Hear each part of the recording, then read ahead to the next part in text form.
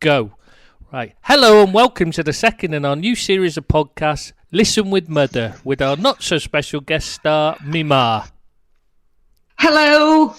I know that my listeners been really worried about my knee, but just to let you know, it's fine. I went to the doctor yesterday and the doctor said I was in shape. So. What did he actually say? He said I could do it losing some weight. I'm getting round. So the shape is round, yeah? Yeah. So that's not really a shape, is it? Well, round is a shape. No. Anyway, can we do the podcast? Just saying. But okay, so today's podcast is about women in football, something that they are becoming increasingly involved with in recent years. While we have yet to have any women managers at the top end of the English game, well, other than Sherry Lungy on TV, there are the likes of Karen Brady, the vice chair of West Ham. Then there is Mona Namer, Liverpool's nutritionist and a big part of the recent success as part of Klopp's backroom team. And probably the most famous of all is Eva Canero, who famously fell out very publicly and embarrassingly with Jose Mourinho at Chelsea. There are also women amongst the matchday officials, with the excellent Shan Massey Lloyd proving herself to be amongst, if not actually, the best assistant referee in the game, despite the public sexist comments emanating from the Neanderthals, Richard Keys and Andy Gray.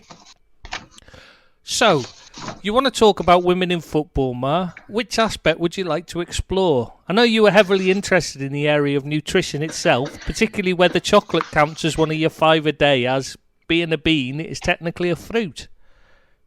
Well, that's true. I've got a prescription for chocolate. That's a receipt. Yeah, but, No, seriously, if you go to Quality Street and have like a strawberry cream and an orange cream, that's 3 or 5 a day, isn't it? And the different colours. Yeah, I wouldn't expect any better of a woman who refuses to eat anything green in case it's mouldy. But you can't be too careful, can you, Tris, to be fair? I don't know, you probably could be. Anyway, we'll return to the subject of women in football. And I don't know what you're talking about. I'm sure that all of these, Karen Brady and that one that you couldn't even pronounce. Which is all of them. Yeah. Karen Brady. That's all well and good, but I was more like thinking about like when us girls and women go to football. Right, so not really about women in footy, but women watching footy. So my notes are useless, basically, and all the questions I've lined up may as well go in the bin.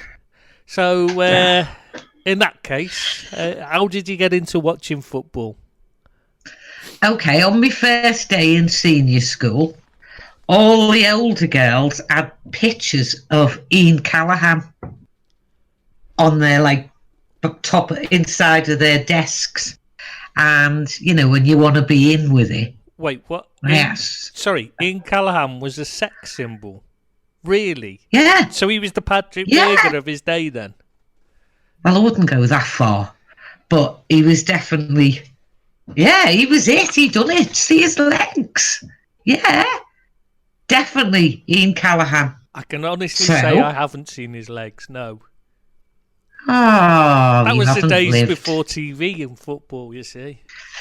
Yeah, and don't forget they had little tiny shorts in them days. I'd really rather not know about that. God, you're so boring. Anyway, so I started going with my friends to the football to see Ian Callaghan. And that's it, really. That's how I started. So, not that you're shallow or anything? Oh, no. Oh, no. So, what sort of era was this? Because I remember you saying about one of your first games, wasn't it? Celtic rioted there? Just Celtic fans rioting at Anfield? Yeah, that was an evening game. That was my very first evening game. And it was me and 2 friends in the paddock. And I've no idea. Yeah, did then. I haven't now. Since I had you, people pretend they don't know me. Thanks. But yeah, that was an evening. No, it's dead scary. I mean, to be serious for just 1 minute. That's why I haven't gone since. Once they started putting fences up, I stopped going to football because it all kicked off behind me, and I was able to run onto the pitch. And do you know what? I nearly died that day. Honestly, they were rioting, and I could have died. How? Because I'll tell you what. They were sort of a few behind me, and one of them grabbed the end of me scarf. Right. Well, my friend, not so bright, grabbed the other end of me scarf to stop him stealing it. Wait. Hang on a moment. Let's be honest here. It was you that was the divvy that grabbed the other end and nearly choked yourself, wasn't it? Yeah, but actually, in a way, that's good. That is good, because if say, she'd kept hold of it, I could have been strangulated. But what? Yeah, then you wouldn't have been born. Imagine the world. Oh, I've gone off on a tangent. Anyway. To be the worst place, darker place about me. God. Leave it. Just leave it, Ali, leave it. So, anyway, what happened, right, was I didn't know this, right, but when you start to pass out because you're being strangled or like fainting or something, your grip loosens. Well, that was lucky then. Well, it was. Saved me life, lost me scarf. That is somewhere now in Glasgow, and some bloke's probably saying he fought 20 copites to get that. Well, all it was me when I was about 14 or 15. I'd love to know who's got that scarf now. Yeah. Probably one of the posters on the Celtic site's got it up on his wall. Something like that, yeah. I wouldn't be surprised. Do you know anyone who supports Celtic? A couple of people. Not many. Well, can you let them know if anybody's got an antique Liverpool scarf? Can I have it back, please? You know, it's very quick. While we're on the story of Celtic, when I came out here for a holiday first off before I moved out here, took Georgia to Wild Wadi, the water park, and we're in the pool bit. We're in the a splash pool thing they've got there. And some bloke comes over to me and starts jabbering at me really quickly and loudly in Russian. And I'm just looking at him thinking, why is he talking to me in Russian? I mean, I'm in a Liverpool t-shirt and that, like, surely it's obvious I'm not Russian. And I was just looking at him, when your eyes just start to go, well, you think, I have no idea what to say here. And then I looked down and noticed he had this huge Celtic tattoo on him. He wasn't speaking Russian at all. He was speaking English. I just couldn't understand the word because he was Glaswegian. Yeah. Oh, that's funny, that. No, but in a way, right, the fella who got me scarf, I don't think he knew he was messing with. I don't think he realised that, like, I'm family. Do you know what I mean? In a sort of mafia way. Family. Right. No, do you know that your grandma, you probably don't know this, but your grandma was possibly one of the first football hooligans. Certainly that I saw. Your mum, you mean? Obviously not Dad's mum. Oh, no. No, me mum. It's really... Right, what used to happen was, and I'm sure the listener may know this better than me, because it's a long time ago, but to go to, like, European games, you used to have to do something like collect vouchers from programmes or hang ticket stubs in or whatever it was anyway. You used to have to do that to get your European tickets. Yeah, you have something similar now. They have something similar now. But anyway, my poor old mum, if any of my brothers or my dad or my granddad or something like that couldn't go to the game, my mum used to have to go. Right. She hates football. Well, she's an Evertonian, goes with the territory.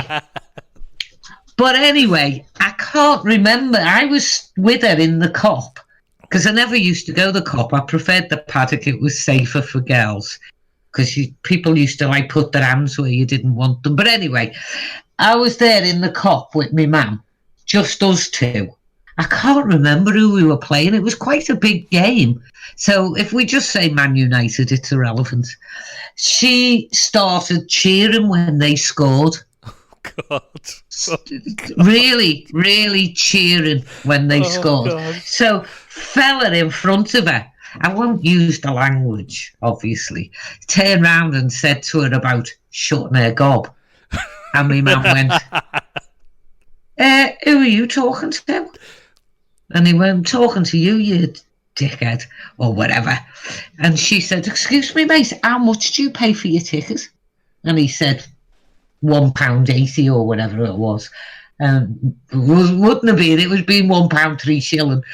And she said, well, so did I. So I'll shout for who I want. Thank you very much. Anyway, all the way through the rest of that half, she's still giving him the evils and a bit of verbal and things like that. Anyway, come half time, he pulls his flask out of his haversack, gets the lid off, pours himself a bovril or whatever he had in it, puts the lid on, puts the flask down on the step. My mum says to me, Ali, get ready. I said, what for? And with that, she kicks his flask down the steps. And takes a run off. She's gone then, and I'm left stood there. So this bloke's giving it rock all. And I said, I'll go and see if I can find her. I don't know who she is. She's just been a nuisance from the start. And I took off as well. And my mother said, where have you been? I was waiting for you to join me. Oh, God. That does sound like me, Nan. Remember when she got flashed? Oh, don't. You were about 18 months, 2 years old then. I was walking down the road with my mum and this bloke jumps out the entry, like the alleyway, with his bits in his hand and goes, yeah, girls, or something similar. And my mother went, oh, for God's sake, you can put that away. I've got a 2-year-old grandson with a bigger one than that. And the poor fella, oh no, his little face, do you know, I felt sorry for him. And if he hadn't have had his bits in his hand, I'd have probably given him a cuddle. Oh, Tristan, you have no idea, you know. It was in the 70s and Liverpool had won a trophy and we went to see the parade and she said, I want to take Auntie Doris with me. Well, Auntie Doris got this gammy leg. Oh, God, yeah. So she can hardly walk. So me and Auntie Doris goes off a good hour ahead so we can make sure we get a good place for Auntie Doris. Anyway, we were by there's huge roundabout with 3 banks on the side called the 3-bank roundabout. So if anyone in Liverpool knows where I'm talking about. So we sit me Auntie Doris down on the wall and we're stood there as well. And you can hear the noise, like that they're obviously starting to arrive because you can hear the sound. And with that, this gang, and it was a gang, there must have been 20 of them, punk rockers. I'd never even seen them before, but all like purple hair and safety pins through their cheek and things like that. One fella even had a knitting needle hanging from his earlobe. I mean, weirdos. Well, anyway, they all walk up and just, God love them, they just stood in front of the roundabout. Next thing, my mother's got her brolly, pokes one of them. He was wearing a straitjacket. And my mother pokes him. Me, her and Auntie Doris, remember, on one side, 20 punks on the other. My mother pokes him and says, aye, lads, you can shift from there. We've been here an hour. And this bloke turned around, looked at her and obviously thought she was just out for the day with her carer. And said, we only want to see, and we only want to see parade, so come on, shift. She's got a bad leg here, she can't be standing. And with that, these punks were saying, oh, I'm really sorry, look, didn't see you there. And they ended up pushing other people away, so me mum, Auntie Doris and me had the best view in the house. I mean, if I tried to do something like that, I'd just be dead. But that's me, mum. She didn't mess around. I did feel sorry for her. No, but you gotta be tough though to be an Evertonian. But you gotta feel sorry for her. She was a blue nose, but spent her entire life watching Liverpool win things and then parade the trophies afterwards. Yeah, but she was never going to live long enough to see Everton. Well, yeah, was she? So that's true. She did only live to reach 103 after all. Which meant I had only heard the story of the name tag in the body of the Blitz 5,000 times. Do you remember that story? She loved to tell that. At least once a day, she would shoehorn into the conversation about how during the Blitz, she'd had to go out, the nurses had to go out and been given a bucket to go out and fill with body parts that they found. And obviously it's pitch black, so they had to do it by touch. So they filled up the bucket with the body parts, and then they had to get back to the morgue and piece the bodies together and tag them with names. Then they would always have the same problem, of course, of where to hang the tag when a man had his arms and legs blown off. Do you remember that time I found her from my mobile? To be fair, that was your fault. No, it wasn't. No, listen, I rung her from my mobile. And she sat in her house watching whatever it was where you'd open boxes and win the money, Deal or No Deal or whatever. Anyway, there she was, and I rung her, and she said, "You're not at work today, Queen?" And I said, "Yeah." She said, "Well, how are you talking to me?" I said, "I've rung you on my mobile." She said, "Oh, I can't work them things," and hung up. Yeah, but I'm telling you, that was your fault, because you got a cordless house phone, remember? And she couldn't understand why it wouldn't receive calls when she went down the Strand and people were phoning her. She'd have it in her handbag. It's a cordless house phone. And I tell you what, all over the place, there's people saying, "Isn't Triss like his nana?" Yeah, that's probably true, actually.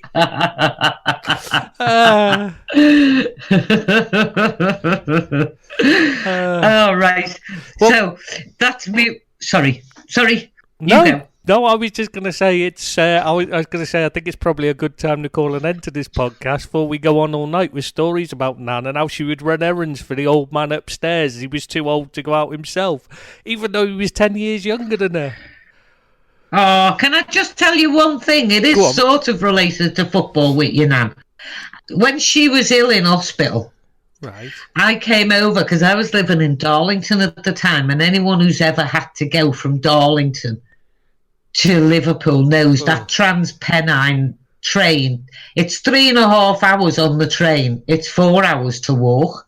But anyway, got over there, and Everton were playing Man United at the dinner time kickoff. So I got off the train and there's just bodies everywhere. My favourite bit was seeing all the Chinese guys wearing the Everton shirt saying Chang. I thought, surely there's another name. But anyway.